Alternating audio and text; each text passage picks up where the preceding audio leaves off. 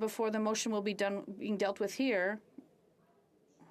They're looking at around June 20th, 21st, 22nd. That's if there's no more obstruction. So then, as I said initially, it's Groundhog Day because of the fault of the two main parties here at this House. And unfortunately, that bogs things down. Thank you. The honourable member will have 5 minutes for questions and comments after question period. Members, déclaration de député.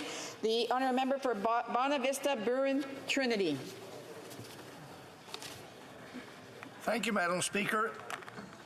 Madam Speaker, I want to congratulate two towns in my riding on upcoming milestone anniversaries. Hearts Delight, Islington is celebrating their 50th anniversary of amalgamation, with celebration events happening between July 29th and August 7th. Nearby Arts Content is celebrating 55 years of incorporation from August 1st to the 7th. You can find these two towns on Route 80 on the west coast of the Bay de Verde Peninsula. Both are coastal communities, and while they may be small, both are full of heart. No pun intended. The people are friendly and hardworking. They always welcome visitors with open arms, and while visiting, you can see beautiful sunsets, lighthouses, and eat fresh seafood any day.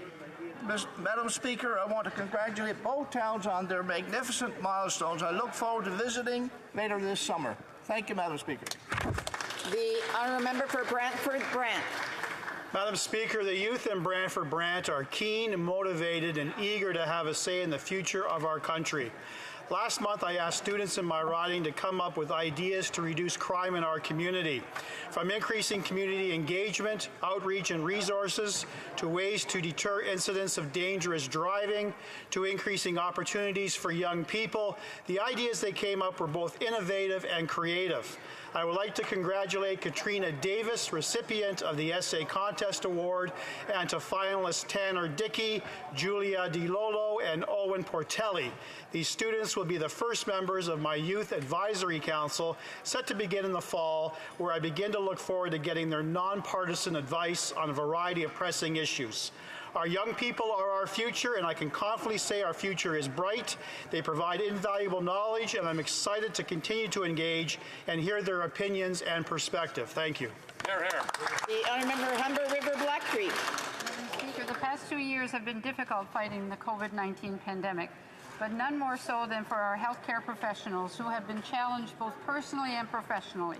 Situated in the traditional lands of the Anishinaabe, Humber River Hospital has cared for more COVID patients than many other hospitals in Toronto. Humber Hospital played a key role in keeping the Northwest community safe and healthy, delivering close to 400,000 vaccines at the clinic and raising over $2 million for local COVID response. With a greater mission in mind, Humber River Hospital continued to save lives, improve patients' journey, foster innovations, while nurturing the culture of philanthropy and playing an important role in bettering the community. The pandemic has been tough, but Humber River Hospital employees were up to the fight to protect residents of Humber River Black Creek, showing further leadership in how to foster a positive work environment, something that was vital for our healthcare professionals. To the CEO and the President, as well as every employee and volunteer at Humber River Hospital, our community thanks you. We are forever grateful. L'honorable député de Salaberry-sur-Roi. Madame la Présidente, Madam Speaker, it's my honor today to mark in this chamber the 30th anniversary of the Beauharnois-Salaberry Seniors Roundtable. I would like to congratulate them for all the work done to highlight the reality of seniors in Beauharnois-Salaberry. Together, community organizations and the Health Network have vigorously fought scandalous situations of neglect and abuse of seniors. Mobilizing partners led to all kinds of initiatives to counter financial exploitation of seniors. More recently, the Roundtable raised awareness among elected officials and the community about the impact of an aging population. When we involve the public in developing projects, we make sustainable improvements. The longevity of this organization is proof that the community and the public sector all value teamwork and mobilization to intervene on social issues. Mr. Speaker, To all of the organization's partners, happy 30th anniversary. The Honourable Member for Yukon. Pride Month is well underway in the Yukon, and so is planning for Yukon's Pride celebrations this August. Like so many others, queer Yukon society has worked hard in the past 2 years to adapt to the needs of Yukon's LGBTQ2S+ community in response to public health guidelines. We're all excited to gather in person and celebrate what has become one of the largest Pride celebrations north of 60 in the world. Les événements de la fierté partout au Canada et du monde. Pride events in communities across Canada and around the world are critical for opportunities for allies and members of the LGBTQ2S community to show solidarity and support for a community that still faces discrimination on a regular basis. As Member of Parliament for Yukon, I'm proud of the work our government has done to build a more inclusive and tolerant Canada, and I know there's still much work to be done. Be an ally to this community. I hope all of my colleagues will join me in celebrating Pride this month and in Pride celebrations across their communities this summer. The Honourable Member for Desnete, Mississippi Churchill River. Mr. Speaker, yesterday in the community of Dorntosh, the local Lions Club had a celebration to recognize the contributions of John Osborne. John Osborne is the definition of a pillar of the community. As a business owner, John was someone who valued an honest day's work. However, his work went well beyond his own business. Being involved in municipal politics for over 3 decades, including a long run as mayor, John was a let's get the job done type of leader who appreciated everything, who approached everything with an authentic kindness and with integrity. Beyond politics, some of John's other contributions included being a charter member of the Lions Club, an active member of the Skidoo Club, 2 decades on the Beaver River Community Futures Board, and he even taught old-time dance lessons to the kids at the school. It was mentioned last night that if you added John's years of service to his community together, it would be over 150 years, or 2 lifetimes worth. Mr. Speaker, I think all of us can agree the world needs more John Osbornes. The Honourable Member for Scarborough Centre. Thank you, Mr. Speaker. Mr. Speaker, I recently had the opportunity to join the congregation of Wilmer Heights Baptist Church for Sunday service and to take part in the celebration of their 70th anniversary of worship, fellowship, and service in Scarborough. Thank you to Pastor Tai Ede Boboy and his wife Marian for always making me feel welcome and for your leadership in Scarborough's multi-faith community. I would also like to congratulate Wilmer Heights Baptist Church on the opening of their new office and gym space, which will allow them to continue their many outreach activities and community services. From their regular services to their Camp Imani summer camp for youth, Wilmer Heights contributes every day to building a better Scarborough. To all the members of the Wilmer Heights family, congratulations on your 70 years legacy of faithfulness, wishing them many years of faith and service to come. The Honourable Member for Kitchener-Conestoga. Mr. Speaker, the Wellesley Township Community Health Centre will make its home in the new rec complex. The health centre will be a key component of the project, more visible and accessible to the public, and help provide primary care services to the people in our rural townships in Kitchener-Conestoga. I want to thank Jeff and Julie Jones of Linwood, who recently donated $500,000 to the construction of the new recreation center. In recognition of their generous contribution, this health center will now be called the Jones Family Health and Wellness Center. This is not the first time that Jeff and Julie Jones have made significant contributions to our community. They've supported community projects for the Linwood Community Center, the construction of multiple baseball diamonds, walking trails, and memorial forests. So on behalf of our grateful community, I want to thank the Jones family for their continued displays of generosity, making Kitchener-Conestoga an even better place to live. Thank you, Mr. Speaker. The Honourable Member for Edmonton Riverbend. Mr. Speaker, in just a few days, we're going to gather here on Parliament Hill in person for our 5th annual Father's Day on Parliament Hill event.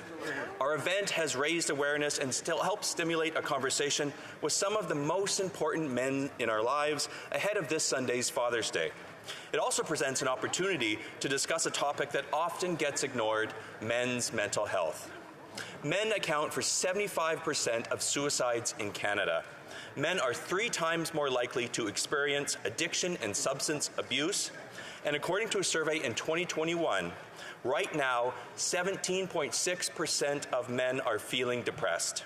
For 5 years, we've been able to bring together key stakeholders, members of parliament, senators, and other notable Canadians, including this year's special guest speaker, HGTV star Brian Balmer, to help break down the stigma around mental health and continue the important conversations. Mr. Speaker, I invite all members of this House to attend this Wednesday. Let's continue to work together to break down these barriers and support men's mental health. Hear, hear. The honourable member for Davenport. Mr. Speaker, earlier this month, as chair of the Canada-NATO Parliamentary Association, I led a multi-party delegation to Lithuania for the spring session of the NATO Parliamentary Assembly. It was a super productive meeting focused on the current geopolitical crisis. We met with and heard from defense and security experts on the situation in Ukraine. We met on Russia and the Eastern Front and also heard from Ukrainian parliamentarians about the situation on the ground. After many excellent discussions, the NATO Parliamentary Assembly unanimously passed 2 declarations. The first reaffirming our unwavering support for Ukraine's democracy, independence, sovereignty, and territorial integrity. And the second condemning in the strongest possible terms Russia's unprovoked and unjustified war against Ukraine and the horrific war crimes for which it must be held accountable. During the session, Ukrainian political leadership and parliamentarians expressed their heartfelt thanks to Canada for our significant contributions. Canada will be there to support Ukraine every step of the way until this war is won and over. Slava Ukraini. Thank you, Mr. Speaker. The honourable member for Carlton Trail, Eagle Creek. The history of the bison is woven into the fabric of our nation. But this year, the Canadian Bison Association is aiming to remind Canadians of the present and future of these great prairie animals. At their international convention in Saskatoon next month, the CBA will be proclaiming an annual National Bison Week. This event brings together a diverse range of participants, from First Nations to ranchers, restaurants to museums, and researchers to national and provincial park officials. The contributions of First Nations will be especially important as Indigenous elders teach Canadians the historical importance of the bison, providing food, shelter, and clothing, as well as being an essential part of Indigenous spirituality and culture.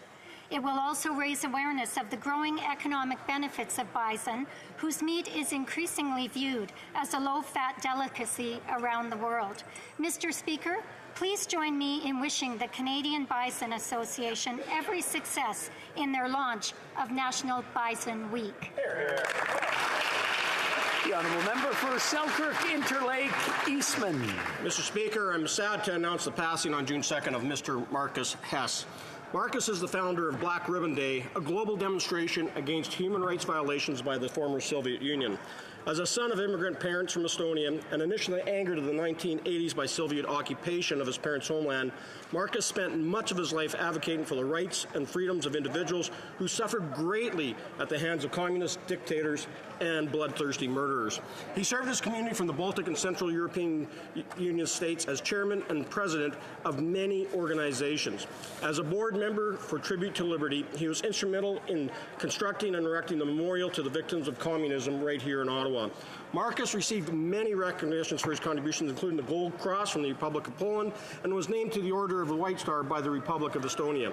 Because of his human rights advocacy, Marcus was banned from Russia earlier this year. I hope he viewed this as a badge of honor for his life's work. I offer my sincere condolences to Marcus's wife Iha, their children, and family. Marcus's works inspires all of us. We'll continue his legacy because together our democratic forces for freedom can overcome totalitarianism once and for all. Oh. L'honorable député de Sherbrooke. Mr. Speaker, as Parliamentary Secretary to the Minister for Mental Health and Addictions, I recognize that mental health organizations are essential for supporting people in Sherbrooke during difficult times. Today, I would like to highlight the 50th anniversary of Secours Amitié Estrie, a local organization dedicated to the mental health of Sherbrookeers. It runs a helpline to support citizens in their personal situations.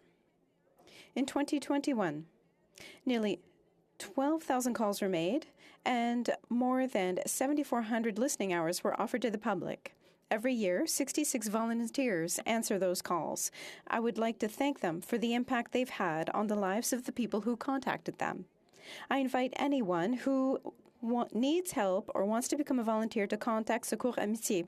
Together, let's continue to act to truly help people with mental health problems. Thank you, Mr. Speaker. The Honourable Member for Skeena-Bulkley Valley. Mr. Speaker, Charlie Pete Deschutes was taken from his home in 1944 at the age of 6 years old to residential school. His time there changed his life forever, and it's told in the 2012 film, North Boys. I first met Charlie in 2019 when I visited the village of Lower Post, nestled up on the BC-Yukon border. At 82 years old, he was still working full-time as the village's maintenance supervisor. Last summer, I was back in Lower Post, this time to witness the demolition at long last of the residential school there. Deputy Chief Harlan Schilling and the community are replacing it with a new, modern building, and that's wonderful to see. I have many memories from that powerful day, but one that sticks out involved bumping into Charlie. He had woken up at 4 a.m., shot and butchered a moose, and had it cooking over the fire in time for the hundreds of guests to arrive. Charlie is now 84, almost 85, and he just recently retired from full-time work with the village. I hope my colleagues will join me in wishing this remarkable man a happy retirement. L'honorable député de Lac-Saint-Jean.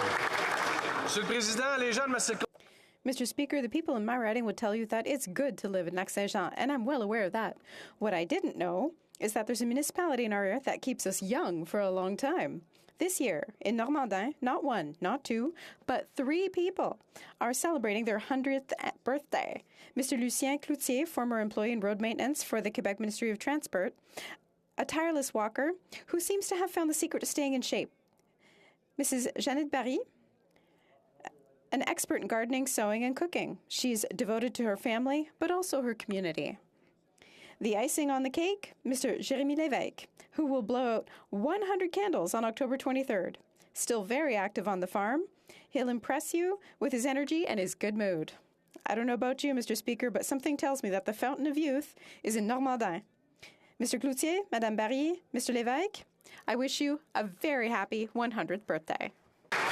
The Honourable Member for Stormont-Dundas South Glengarry. Mr. Speaker, I'm pleased to rise today and pay tribute to a wonderful community volunteer, Dr. Rachel Navaneelan, who's not only a well-respected dentist in our community, but founder of Rachel's Kids, a charity that provides supports to both local children and those internationally as well.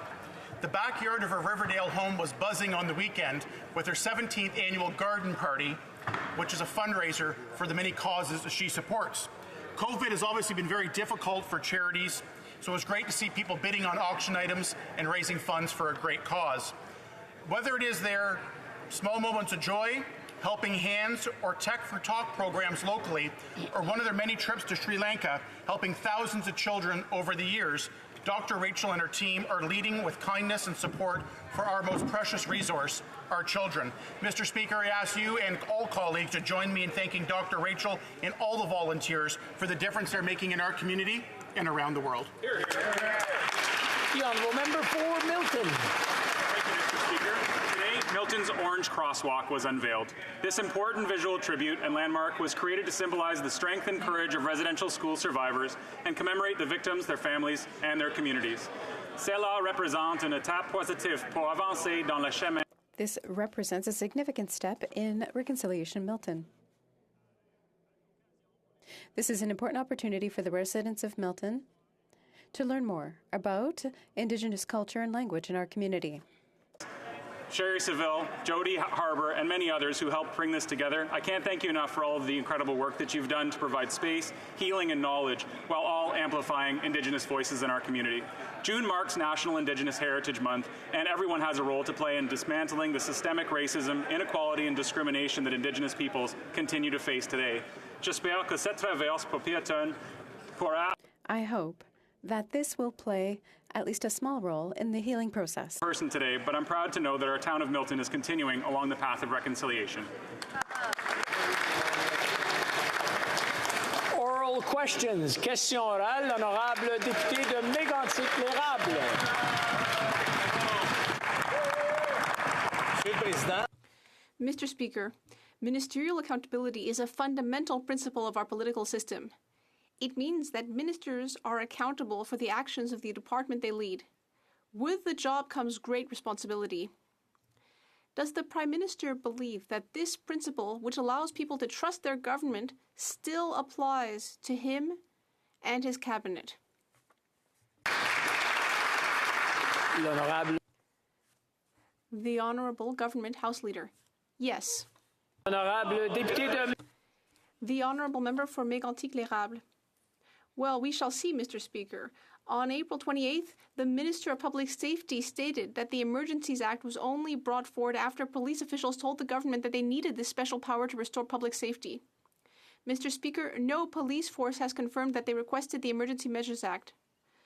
Does the Prime Minister maintain, like his minister, that the police requested the act?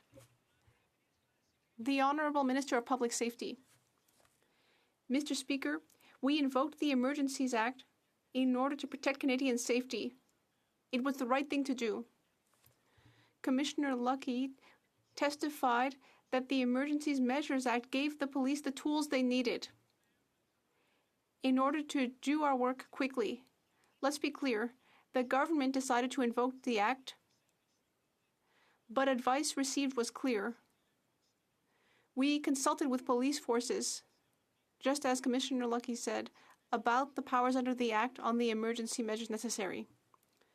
The Honourable Member for Mégantic-l'Érable.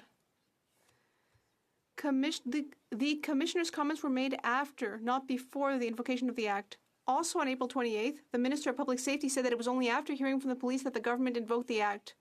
The Prime Minister's entire story justifying the emergency legislation is hanging by a thread, and every police force has denied asking the federal government for it. Mr. Speaker, the Minister's words were clear and unequivocal. He cannot deny what he said. Did the Prime Minister himself or anyone in his entourage ask the Minister of Public Safety to use the police to justify invoking the Emergencies Act? The Honourable Minister. Mr. Speaker, on this side of the House, we understand very well what is necessary to protect Canadians' health and safety. And that is exactly why we invoke the Emergencies Act. And I'd like to know, when will the Conservatives understand all of the expenses having to do with these illegal blockades? It's very wrong. I want to remind the honourable members that shouting out words that can't be said while questioning or answering questions, you're just as guilty, and if they get picked up, the individual members could get in trouble. Even if they are wearing a mask, I can tell who they are. The Honourable Member for Selkirk, Interlake Eastman. Well, Mr. Speaker, it sounds like the Public Safety Minister has been studying Vladimir Putin's theory of revisionist history. The Public Safety Minister is misleading Canadians about why he took the unprecedented step of using the Emergency Act to implement martial law. To quote the Minister, and he said, "We invoked the Emergency Act on advice from the police." Well, it turns out the Ottawa City Police say they didn't ask for it. The RCMP say they didn't ask for it. The OPP said that they didn't ask for it. So did the Minister invent these facts to support his Liberal power grab? Honourable Minister. Speaker, I'm going to come to that, but just before I do, I want to call out the Honourable Member for using Mr. Putin in this chamber regarding the decision to invoke the Emergencies Act. It debases this place, it debases what's going on in Ukraine, and it is absolutely wrong, Mr. Speaker. He should be admonished for it. He should take back that comment. That's not what this chamber stands for. The Honourable Member for Selkirk, Interlake. The Minister wants to stand here and continue to deny that he's revising the history on the Emergencies Act, then he has to wear it. That's right. So the Minister is refusing to answer a simple question. Either the police asked for the Emergency Act or they didn't. Again, I'll quote the Minister's own words back to him. At the recommendation of the police, we invoked the Emergency Act. Well, the Minister is refusing to repeat his own words in this chamber because he knows he misled the country and Canadians don't trust him. So, what's a new, unbelievable excuse the Minister is using today? Honourable Minister. Mr. Speaker, I want want to be absolutely clear that we invoked the Emergencies Act because it was necessary to protect the health and safety of Canadians. You heard from Commissioner Lucky herself during her testimony before the committee, Mr. Speaker, that she said, quote, the Emergencies Act was necessary. It was necessary, Mr. Speaker, and I just wonder when the Conservatives are going to finally offer their sincere apologies to the residents of Ottawa who, during the protests, were encouraged to stay by the interim leader of the Conservative Party of Canada. It was wrong, wrong, wrong. L'honorable député de la Prairie. The honourable member for La Prairie. Mr. Speaker, the Liberal Lieutenant for Quebec was right on Friday when he told reporters that there is only one official language which is threatened in North America, French. Mr. Speaker, that is very lucid, and that is why we denounce the fact that C-13, the official languages bill, does not protect French in Quebec, even though French is the only threatened official language. Will the government finally understand that what threatens French in Quebec is English, and that C-13 in Quebec protects English, not French, which is the actual threatened language? It makes no sense. The Honourable Minister for Official Languages. Thank you very much, Mr. Speaker, and I'd like to thank my colleague for his question. Mr. Speaker, we agree that French is in decline in North America, including in Canada. And we agree that French is the only minority language in the country. And that is why we are moving forward with an ambitious bill in order to protect and promote both of our beautiful languages. And I hope that opposition members in the Bloc Québécois will work with us in order to get that bill passed as quickly as possible. This is urgent. The Honourable Member for La Prairie. Mr. Speaker, once we understand that French is the only official language that is threatened here, the next logical step would be to recognize that Quebec is in the best position to protect its only official language. But the federal government is using C-13 to promote institutional bilingualism that has the effect of making French optional. This is a direct attack on our only threatened official language, French. That is why the Quebec government has proposed amendments to C-13 in order to protect French in Quebec, which is what Quebecers want. Will the government amend C-13 so that Quebecers can control the future of French in their own nation? The Honourable Minister. Mr. Speaker, let's be clear.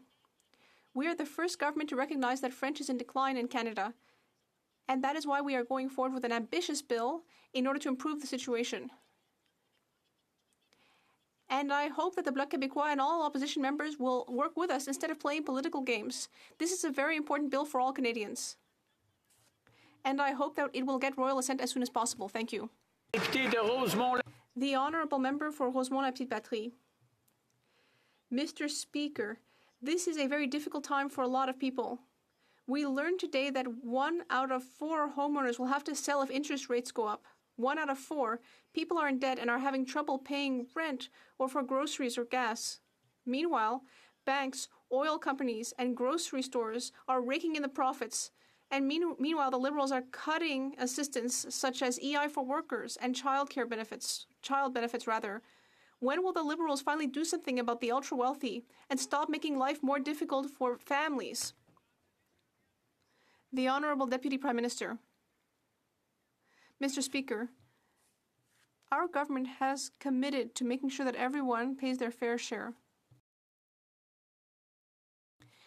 And we have taken measures in that direction by permanently increasing income tax by 1.5% on banks and insurance companies, by investing in the recovery and ensuring that banks and insurance companies are doing their part to help us recover, and by creating a luxury tax on cars, planes, and boats that are very expensive. 1 in 4 homeowners believe they'll lose their house because they can't keep up with the rising interest rate. The Liberals' failure to help struggling Canadians is going to result in people being homeless. And no doubt corporate landlords are rubbing their hands at the prospect of being able to sweep up these distressed properties. The Liberals can't just stand by and do nothing. Instead of cutting funding, will the government put more money in families' pockets by increasing the Canada Child benefit by $500 and doubling the GST rebate? Honourable Deputy Prime Minister. Mr. Speaker, we understand understand that affordability matters to Canadians. And that is why we have already taken action and taken measures which are putting additional money in the pockets of Canadians who need it most this year. This year, the Canada's Worker Benefit has gone up. So now a family of 3 is getting up to $2,300 more.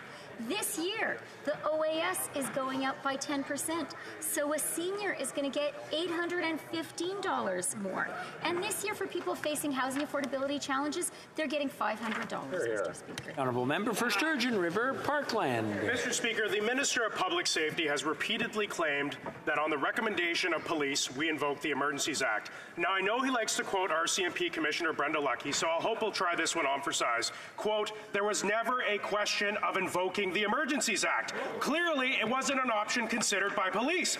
Now, the minister's saying what he really meant to say is that they consulted with police. His story's changing so often, it's no surprise that his deputy minister is saying he's misunderstood. How can Canadians trust this minister? The Honourable Minister for Public Safety.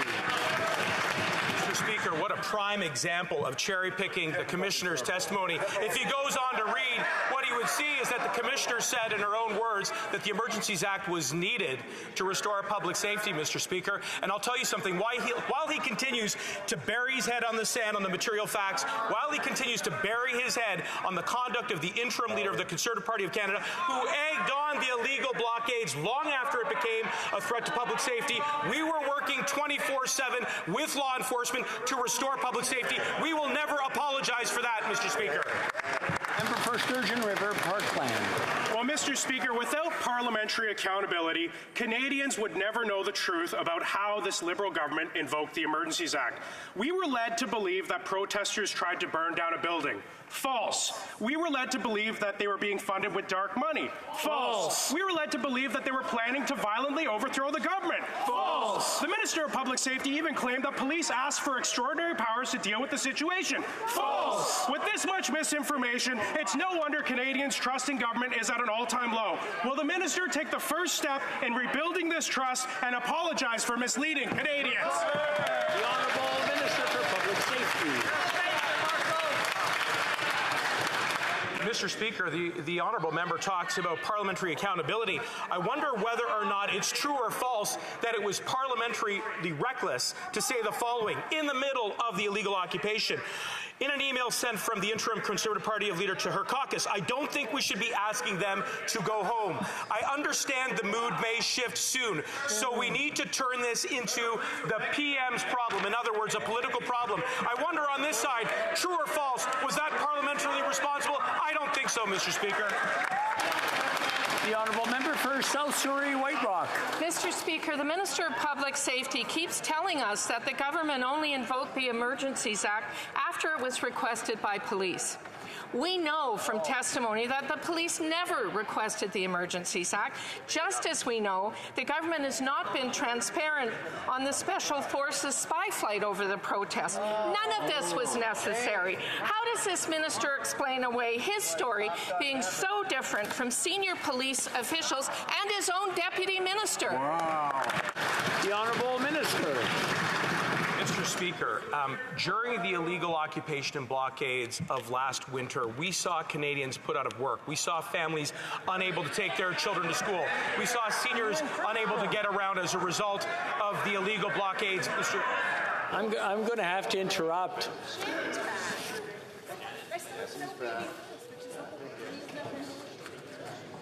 Okay, I'll let the minister start from the top, please.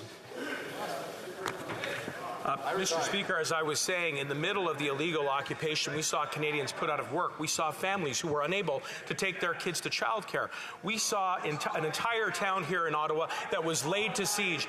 That's why we invoked the Emergencies Act, Mr. Speaker. And of course, we consulted. Of course, we sought the advice of police law enforcement because we understood that that was the best way to inform that decision. I wonder why the Conservative Party don't just stand up and accept their share of the responsibility for prolonging that illegal occupation as a result of the reckless abandon that they showed throughout.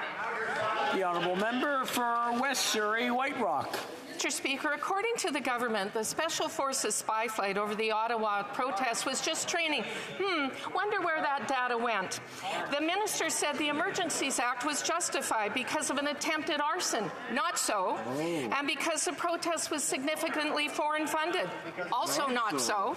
And police never asked for the invocation of the Act. When will this government admit the Emergencies Act was a power grab overreach to stifle legitimate democratic dissent? The Honourable Parliamentary Secretary. Thank you, Mr. Speaker.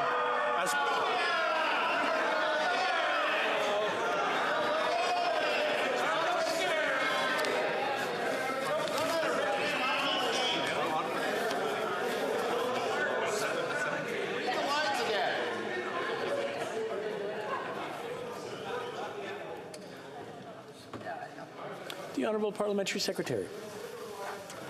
Thank you, Mr. Speaker.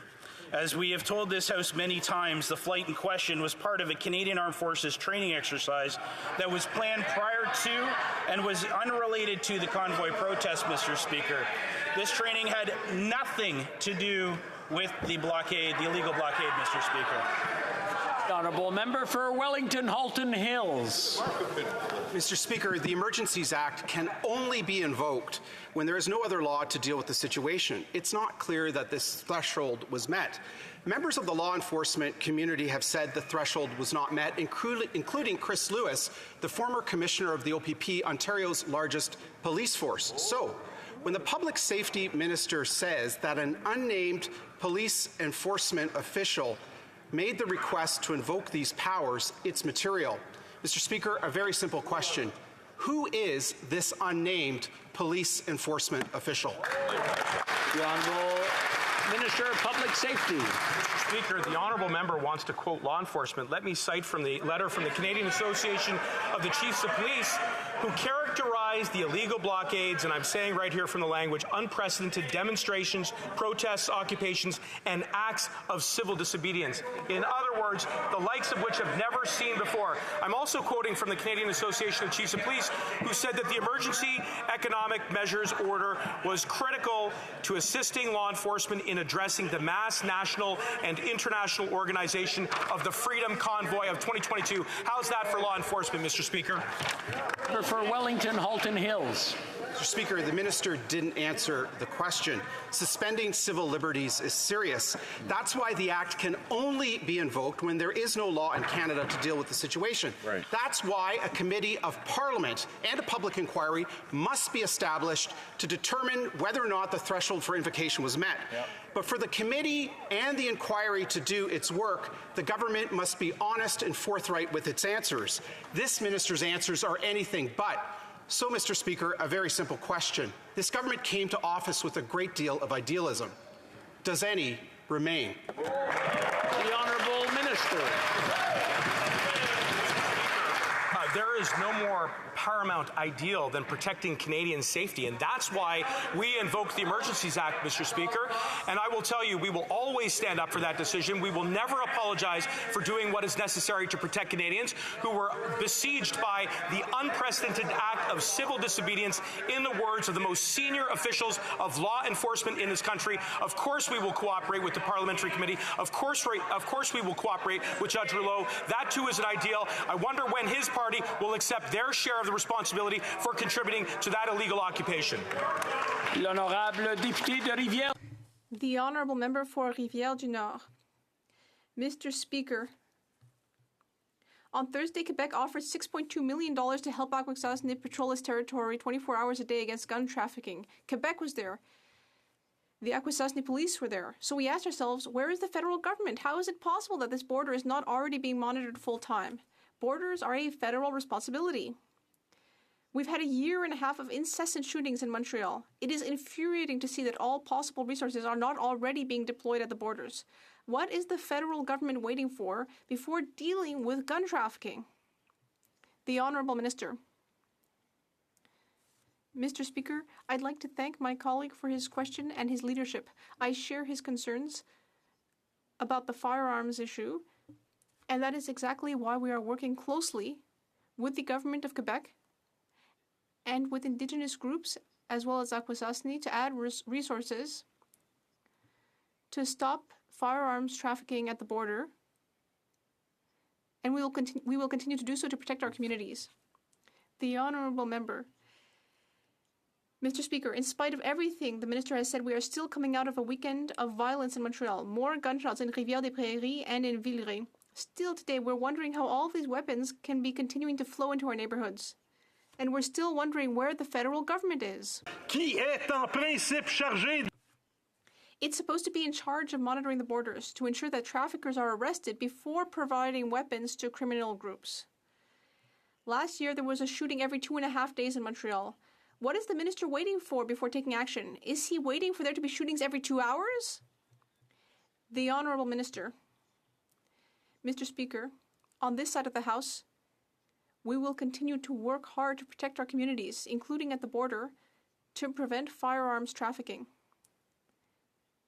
That is exactly why we had already transferred $46 million to the government of Quebec. That is exactly why we are currently renewing agreements with Indigenous communities.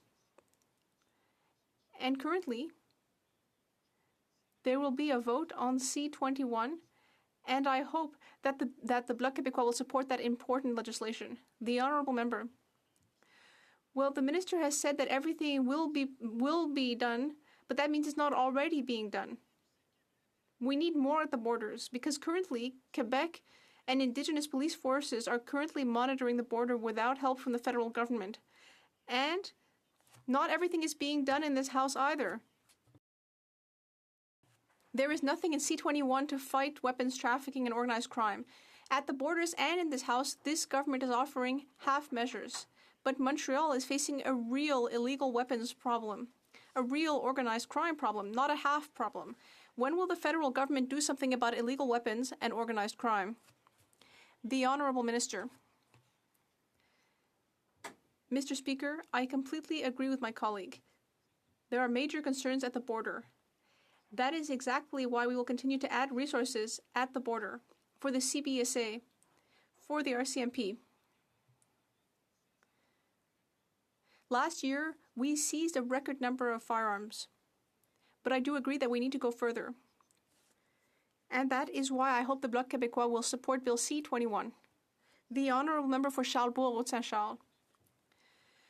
Well, Mr. Speaker, it seems that Pinocchio is the new pseudonym of the Minister of Public Safety. He recently made a statement in this House that is totally false. He said, "We invoked the Emergency Measures Act after receiving advice from law enforcement." But federal and municipal law enforcement confirmed that they never made that recommendation. And now he's talking nonsense and hoping Canadians will forget about the whole matter. My question, was he acting on his own or was he following the PM's orders? I'd like to remind members that we cannot do indirectly what we can't do directly. And when you do things indirectly that are not acceptable, as I said earlier, as I've said before, it's a problem, and so one ends up deserving being heckled. Well, Mr. Speaker, I've been very clear. We needed the Emergencies Act for public safety, and we will never apologize for doing what was necessary to protect Canadians. We did it for Canadians who wanted to go to work or bring their children to childcare. We invoked the Act for Canadians who, against their will, found themselves in the midst of this occupation. The Honourable Member for Charlesbourg-Haute-Saint-Charles. Well, I think the Minister has memory issues because on April 28th he said, "I recall my colleague and I having an exchange during the debate on the invocation of the Emergencies Act, which was only proposed after police officials told us that they needed this special power to ensure that they could restore public safety." But the RCMP says it never made such a request. The Minister deliberately misled the House. Was he following his Prime Minister's orders for fear of losing his cabinet position? The Honourable Minister. Mr. Speaker, with all due respect for my colleague, we invoked the Emergency Measures Act to protect Canadians. It was a necessary decision. And the RCMP Commissioner said that before a committee. Moreover, I would ask my colleague when the Conservatives will do something to apologize to Ottawa communities for the Conservative Party's responsibility for what happened. The interim Conservative Party leader encouraged these illegal blockades. It's extremely wrong. The Honourable Member. Let's keep examining what happened, Mr. Speaker. On May 2nd, the Minister said, on the recommendation of police, we invoked the Emergency Measures Act. During parliamentary committee hearings, he said that it was the RCMP that made the request because they needed the act to do their job. He has said this repeatedly over the past few months, and now to add insult to injury, he has the audacity to tell us that this whole thing is a simple misunderstanding. When will he finally admit the truth? The Honourable Minister. Mr. Speaker, we have been very clear on this side of the House about the fact that it was a necessary decision. And yes, we discussed the matter with police forces before the act was invoked. We asked for their advice, and we will continue to work closely with police forces in order to protect our communities. On the Conservative side of the House, their party actually contributed to the illegal blockades. It's very wrong, and they should do something to make Ottawa communities whole. Edmonton Strathcona.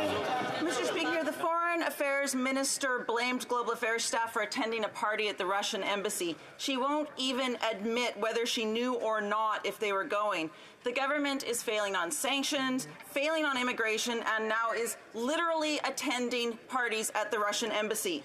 There is a genocide happening in Ukraine. This is a pattern of behavior that is not helping Ukrainians. Instead of apologizing after the fact, why didn't the minister tell her staff not to attend events at the Russian embassy? Well, Minister for Foreign Affairs. Thank you, Mr. Speaker. I agree with my colleague, and I'm as mad as her because this should have never happened. And of course, Mr. Speaker, this will not happen again.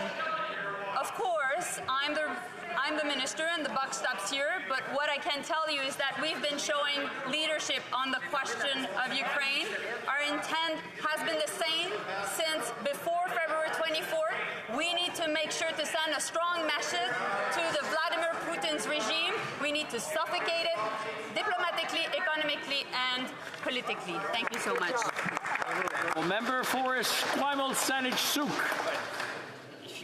For nearly 7 years, New Democrats have been calling for the creation of a clear path to safety to LGBTQI refugees whose lives are at imminent risk. Currently, Rainbow Railroad has identified and fully verified 300 Afghans at high risk of immediate, life-threatening violence simply for being who they are. Despite the failure of the Liberals to create a path to safety in Canada for queer refugees at risk, Canada can help rescue these Afghan refugees right now. Will this government immediately partner with Rainbow Railroad to evacuate and resettle these 300 high-risk LGBTQI+ Afghans? The Honourable Parliamentary Secretary. Merci, Monsieur le Président. Thank you, Mr. Speaker. For people who identify themselves as LGBTQ escaping from violence and persecution in their country, we work closely with organizations such as Rainbow Refugee Society, the UNHCR, and other organizations to help sponsor LGBTQ refugees from abroad. We are supporting at least, Mr. Speaker, 55 service providers to make them feel at home. We have a role to play to make sure LGBTQ people feel safe and supported, and they can participate fully in society. The Honourable Member for Malpeque. Thank you, Mr. Speaker. The last 2 years have shown us the importance of reliable, high-speed internet for everything from work, school, the digital economy, connecting with loved ones, and much more. The importance of rural connectivity was recently highlighted as an economic driver in the 5-year economic plan outlined by the Partnership for Growth on Prince Edward Island, a group representing over 200 island businesses. Our government has made $7.2 billion available to achieve the goal of connecting 98% of Canadians by 2026. Can the Minister of Rural Economic Development update the House on what's being done to achieve this goal in communities across my riding of Malpeque and all of Prince Edward Island? Honourable Minister for Rural Economic Development. Thank you, Mr. Speaker, and I want to thank my friend and colleague from LPAC for the question and for the warm welcome I received when I was riding recently. And I'm so proud that while I was there, we announced an historic agreement with the government of Prince Edward Island to be the 6th province to partner with us to get the remaining communities in their town, in their province connected. Mr. Speaker, it's a historic investment of $20 million to connect the remaining homes. That brings us closer to our commitment of 98% of Canadians by 2026 and 100% by 2030 to affordable, reliable, high-speed internet. Thank you, Mr. Speaker. The Honourable Member for Sarnia-Lambton. Mr. Speaker, the Liberals insist that the police asked them to invoke the Emergency Measures Act. Police forces say they never asked. The Liberals insist that the act was needed in order to tow the trucks away, which is not the case, since all border blockades were resolved beforehand, and it was the province that leveraged the licenses of tow truck owners to get their cooperation. The allegations about Russian and foreign funding was false, and the accusations of arson were also false. So will the Prime Minister admit that invoking the Emergency Measures Act was just to punish those who don't agree with him? The Honourable Minister for Public Safety. Mr. Speaker, I want to thank my colleague for the question. It allows me to highlight again that Commissioner Luckey herself testified before committee that indeed there was a problem procuring tow trucks in the midst of the illegal occupation, which is of course one of the reasons why we included that power in the Emergencies Act itself. We sought that advice prior to its invocation. We took the decision informed by our consultations, Mr. Speaker, and we did it because it was necessary, and we will never apologize for doing what is necessary to protect the health and safety of all Canadians. Thank you. The Honourable Member for Medicine Hat, Carson Warner. Mr. Speaker, this Minister of Public Safety has repeatedly stated that the Emergencies Act was invoked at the recommendation of police. However, police officials have testified that they, in fact, did not ask for the invocation, and the Minister has not been able to identify any police agency that specifically asked for the Act invocation, as he states. Canadians don't trust don't know what to believe anymore and don't trust this misunderstood minister and this government. Will the minister do the right thing and just admit he made it up? Or will he continue to double down and lose what little credibility he has left? The Honourable Minister.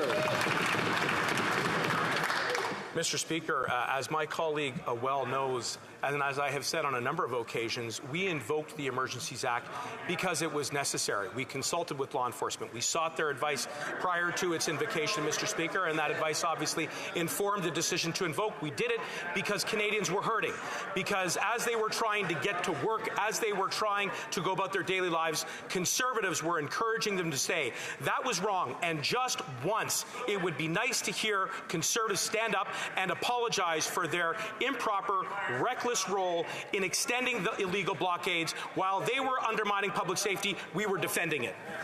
The Honourable Member for Renfrew, Nipissing, Pembroke. Mr. Speaker, the Public Safety Minister said 9 times he invoked the Freeze and Seize Emergencies Act at the request of the police. The RCMP denied this, the acting Ottawa Police Chief denied this, and even the former Ottawa Police Chief denied this. How can Canadians trust this minister or his government? Honourable Minister. Mr. Speaker, Canadians will trust a government that will do what is necessary to protect their health and safety. And contrast what we did, which was to invoke the Emergencies Act only after it was clear that existing authorities were ineffective at restoring public safety, to the role of the Conservatives, Mr. Speaker, who encouraged, who egged them on, who were taking selfies with them, who were doing whatever it took to make it a political problem for the Prime Minister. That was wrong. They should know better. Canadians will never forget the role that Conservatives played during the illegal blockades, but they will remember, Mr. Speaker, what we did, which was to protect them. Thank you. The Honourable Member for Brantford Brant. The Prime Minister promised Canadians they would expect openness and transparency, but it appears this is not the case with our Public Safety Minister. Words matter. Clarity matters. Repeating extensively inside and outside of this House that law enforcement asked for the Act is categorically opposed to the narrative that they asked for the measures contained in the Act. How can Canadians trust this minister when he has repeatedly misled them? The Honourable Minister for Public Safety. Speaker, the honourable colleague sets a very high threshold for openness and transparency. When is he going to shine a light on the statements that were made by his interim leader during the illegal occupations, who wanted to make it a political problem while frontline officers were trying to restore public safety? That party...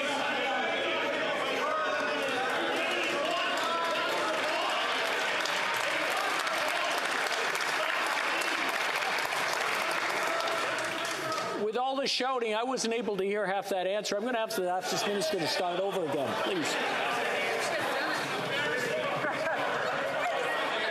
Mr. Speaker, as I was saying, my honourable colleague across the aisle sets a very high threshold for openness and transparency, and I wonder when he's going to shine a light on the conduct of his own caucus colleagues, including the interim Conservative Party of Canada leader, who was egging on the illegal occupation long after it had become dangerous. Not only did those statements put at jeopardy the lives and the health and safety of Ottawa residents, it also put in danger the lives and safety of our frontline police officers. It was wrong. They should apologize.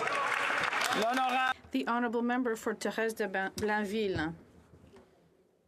Mr. Speaker, the passport fiasco continues. The only solution for those who must travel within 48 hours is to wait in line for a full day at a passport office. But then again, you have to pick your day, because despite the unprecedented delays, passport offices only remain open from Monday to Friday from 8 a.m. to 4 p.m. A crisis cannot be solved only during working hours, Mr. Speaker. Will the government finally open its offices on weekends for concerned travelers? The Honourable Minister. Thank you, Mr. Speaker. I understand that this is a very frustrating situation for Canadians in Quebec and across the country. We are responding. We know that we've had restrictions and that Canadians want to travel. We've hired more than 600 people, and we are going to add additional staff workers at Service Canada. They're working day and night and weekends, and we are going to try to do the best we can to allow Canadians to receive their documents on time. The honourable member for Thérèse de Blainville. Between the official message and what's happening in passports offices is a world of difference. We know that unlike what the website says, only people who travel within 48 hours are served. We know that the wait times on the site are unrealistic. We also know that despite the instructions, many people had to pay extra fees. Can the minister finally explain clearly who can go to the office, when, and what to do if you are charged an undue fee? The Honourable Minister. Thank you, Mr. Speaker. As I have said several times in this House, there has been an unprecedented demand for passports. People, I'm trying to see with Service Canada to see how we can follow our guidelines on the ground, and we are going to reassure Canadians that, and we'll make sure that the correct information is on their website. And we're going to continue to ensure that Canadians can access passport services. Thank you. Luna Lake Country. Mr. Speaker, we are in a labor crisis and small businesses are the most affected. In a follow-up submission to the Industry Committee from the Department of Employment and Social Development, they state they were, quote, not aware of any Canadian studies that estimate the overall economic costs of labor shortages, and estimates that the Statistics Canada Job Vacancy and Wage Survey show 826,000 job vacancies in February, which is double the pre-pandemic trend. Why is this government doing nothing to analyze how federal vaccine mandate firings are affecting the labor shortage in Canada? The Honourable Parliamentary Secretary. I thank the member opposite for the question, and I'll just point out to her that what we are doing and what we've done throughout the pandemic and after, as we exit this pandemic, is supporting Canadian small businesses. We've recovered over 115% of the jobs lost prior to the pandemic. That's point number one.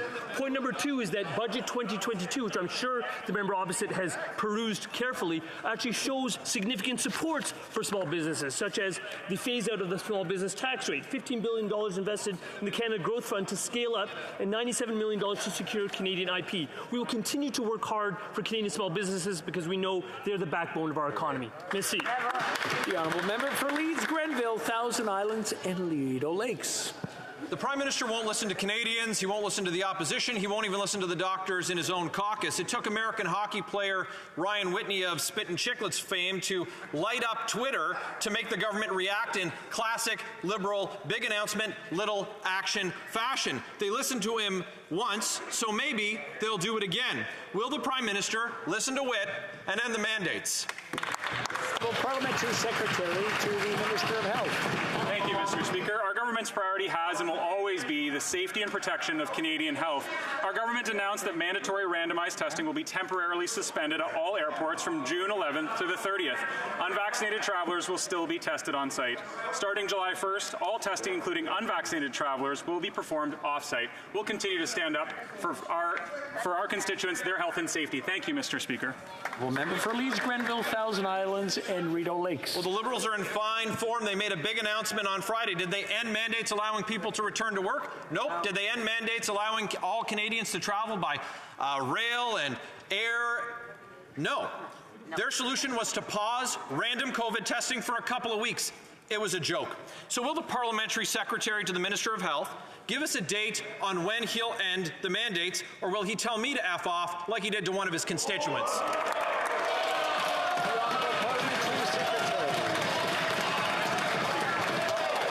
Responded in an unacceptable way to a message on social media, and for that, I deeply regret it. I want to apologize to the person that I offended and anybody else that I let down. I realize that the past 2 years have been really difficult for a lot of people, but my conduct was unacceptable. We have an obligation to disagree while being disagreeable, and in that regard, I failed.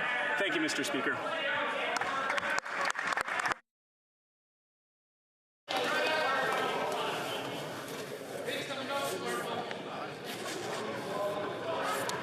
Before going on to the next question, Before going on to the next question, I'm not going to ask the honourable member to withdraw it, but I want to remind all members that you cannot do indirectly what you cannot do directly. And referring to something like what was said is not acceptable.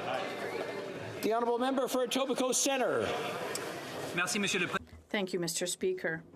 This government has made the modernization of the Official Languages Act one of its top priorities. However, despite the need to protect and promote French across the country, the opposition parties have consistently blocked our bill to modernize the Official Languages Act from moving forward. Could the Minister of Official Languages tell this House what the delay of C-13 means for language minority communities across Canada? The Honourable Minister of Official Languages. Thank you, Mr. Speaker. I'd like to thank my honourable colleague for pointing out why it's important and why it's unfortunate that other parties are working against our bill. Members of the official language minority community have told us how urgent our reforms are and how the proposed bill C-13 is the cornerstone of an action plan that strengthens the institutions on which these communities rely. Our government is committed to protecting and promoting French across Canada, and I hope that the opposition will end its obstruction and work with us to pass this bill as quickly as possible. Thank you, Mr. Speaker. Wellington Halton Hills. Mr. Speaker, normally the Department of Foreign Affairs has a list of countries whose national days Canadian officials are not to attend. The list is compiled by departmental officials, but the final decision rests with the minister. Last week Friday, a Canadian official attended the Russian embassy's celebration. On Friday night, the minister's office concurred with the department, but yesterday the minister reversed course and blamed officials. Instead of blaming officials, will the minister accept that the list is her responsibility, and will the minister accept ministerial accountability? The Honourable Minister for Foreign Affairs. Thank you, Mr. Speaker. As mentioned earlier today, I'm as angry and frustrated as Canadians and members of this House regarding the fact that a Canadian official was at the Russian embassy. This should have not happened. And of course, Mr. Speaker, it will not happen again. That being said, I'm the minister, and so the buck stops here. But I must say that we can collectively be proud of what we've done in supporting Ukraine since the invasion. Just last week, we announced 28 new sanctions, Mr. Speaker, and more is to come. Thank you. Well, member for Wellington Halton Hills. Mr. Speaker, last week the minister announced yet another delay in the government's Indo-Pacific strategy, announcing a committee to craft this strategy and bypassing the department.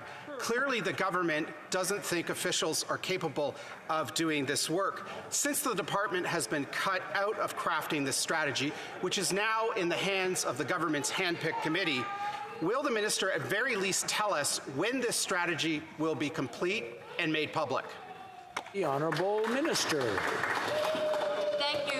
Thank you, Mr. Speaker. Thank you to my colleague, which I value input regarding the Indo-Pacific strategy, because obviously we need as a country to assert ourselves much more as a Pacific nation, and we need to make sure that we react to a more assertive China.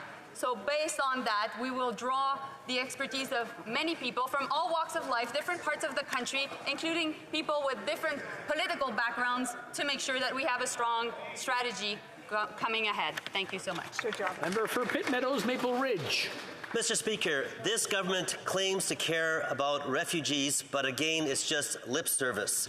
Comlux Aviation has offered a commercial airline to provide humanitarian flights to Ukraine for free. Just one problem. They keep running into red tape from this Liberal government. The Ukrainians are desperate, both for aid and for safe haven here in Canada. Question, will the minister commit right now to provide intervention to allow this airline to provide aid for Ukrainians in their hour of need? Great. The Honourable Parliamentary Secretary. Thank you very much, Mr. Speaker, and I thank the member for his question. Let me remind this House that since January, Canada has welcomed over 43,500 Ukrainians. We've launched the Ukrainian Authorization Emergency Travel, which made it easier, faster, and safer for Ukrainians to come. We've secured 3 targeted flights to get Ukrainians to safety, and we're also providing a one-time direct payment of $3,000 per adult and $1,500 per child for them. Mr. Speaker, we stand with Ukraine, and we're going to continue to help our Ukrainian community. Merci. The Honourable Member for Brampton North. Mr. Speaker, the pandemic has demonstrated the importance of standing up for workers, and especially gig and online workers. As emerging forms of labor and new industries grow in the economy of tomorrow, it's important that our government be there for all Canadian workers. I've heard from my constituents that employees who work for truck drivers are being misclassified as independent contractors, even though they don't own their own truck, because of Drivers Inc. schemes. Can the minister tell the House and Canadians what he and the government are doing to address this issue? The Honourable Minister. Mr. Speaker, the Drivers Inc. model deprives workers of their basic rights. We amended the code by prohibiting the misclassification of workers, and we have been inspecting work sites since then. Where we find people guilty of non-compliance, we will take action through orders, fines, and prosecutions. We expect all employers to treat their employees fairly, and those who fail to do so will face the consequences. We committed to protecting workers. We will continue to work with the sector to crack down on Drivers Inc. Merci beaucoup. The Honourable Member for Skeena-Bulkley Valley. Mr. Speaker, last year saw the lowest return of Skeena River steelhead on record. The vibrant steelhead industry supports dozens of family-owned tourism businesses which were hard hit by the pandemic. Now, livelihoods are on the line, but I'm not sure that this government cares. And the shared jurisdiction with the province means too often the Liberals think they're off the hook. Now, we need urgent action, but instead this minister seems content with business as usual. Can she share with this House, how is her approach to Skeena River steelhead this year going to be different than the failed approach of previous seasons? The Honourable Minister of Fisheries and Oceans. Mr. Speaker, and I want to say that the conservation of our fish stocks is in everyone's interest and is a high priority for me. And so is the ability of recreational and commercial fishers to fish. So that's why we make our decisions based on science. And virtually every year, we go back out and we test and find what the abundance of the fisheries are, and we make our decisions based on that. So I'll just assure the member that the interests of the harvesters are ones I hold at heart, and the need to conserve and rebuild abundance of diverse fish stocks. Honourable member for Kitchener Centre. Mr. Speaker, Canadians with disabilities continue to disproportionately live in poverty across the country. Earlier this month, the government finally reintroduced the Canada Disability Benefit, but they haven't allocated any time to debate it nor introduced any emergency supports. We've been here before. The same bill was introduced last June and died when an election was called within months. We now have 8 sitting days left before we rise for the summer, while those living in legislated poverty won't get any break. Will the governing party demonstrate it's not playing games with the disability community and prioritize Bill C-22? The Honourable Minister. Mr. Speaker, I can assure everyone in this House that nobody is playing games, that the unacceptable levels of poverty amongst our citizens with disabilities is shameful, and we are taking action, starting with the Accessible Canada Act and most recently introducing the Canada Disability legislation. We are improving the lives of persons with disability. Yes, there's more to do. I encourage all of us to work together in this House to pass that legislation so we can lift hundreds of thousands of people out of poverty. Thank you. I'm afraid that's all the time we have today, but I wish to draw your attention to the members to the presence in the gallery of His Excellency Augusto Santos Silva, the President of the Assembly of the Republic of Portugal.